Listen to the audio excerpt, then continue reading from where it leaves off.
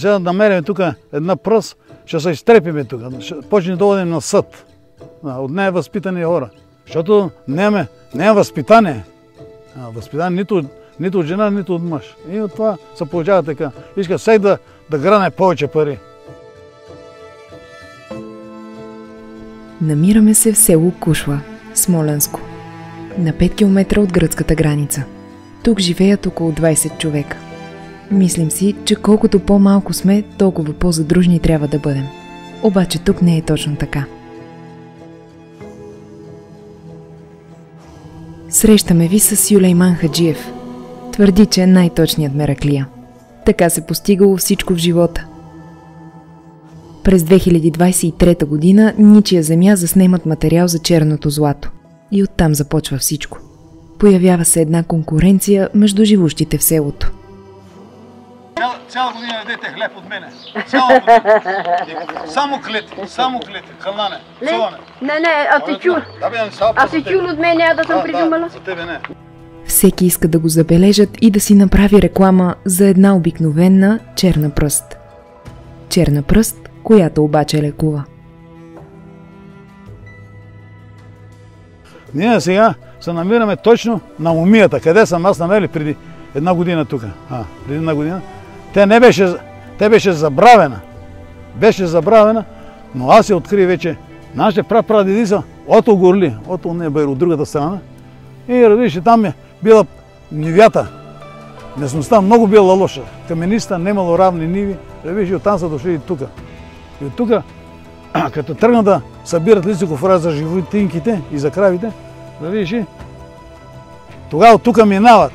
И като минат, видяли са тук черна пръст, чували са там в Огорли, в това село, чували са за мумия, и взимат си по едно парче, слагат в устата и си дъвчат друго парче в джоба, бабичките, и дъвчат и пътуват и отиват на листиков рай да сладуят, да събират.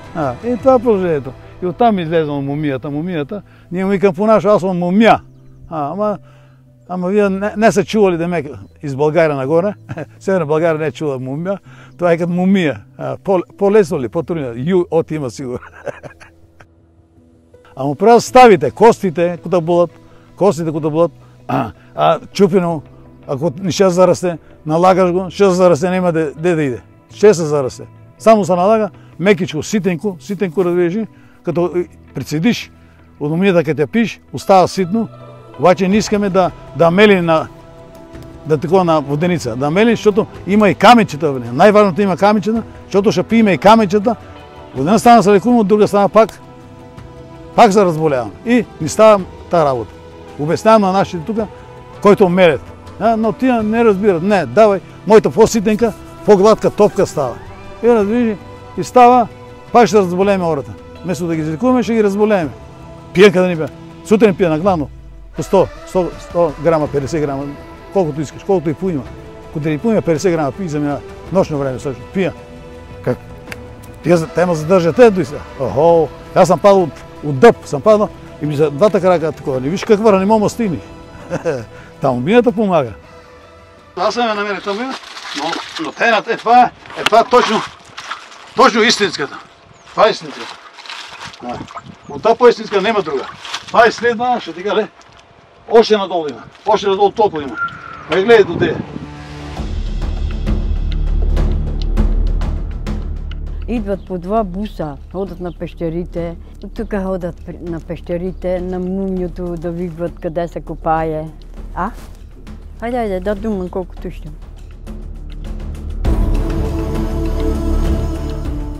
На село по-добре да нямаш такива ядове. Това е истина. Да нямаш ядове, по-добре. Ходи се на нивичката, копай си, ял си на обед, хапни си домаце, сиренце, кашкавачек, пине на ракийка, аз не пия ракия. Имам мечи да живея. Да живея. Не да дойда каран тук. Аз не съм дошъл на този свят, на това слънце, да дойда каран да дела нивия и мумия. Това не е живот. Тук са такива. Не може да се разбере. Иска всеки да поглъща много да има. То да е най-отгоре. Пътеше артиста нега, само една лопата върху очите и това, приключваме всичко.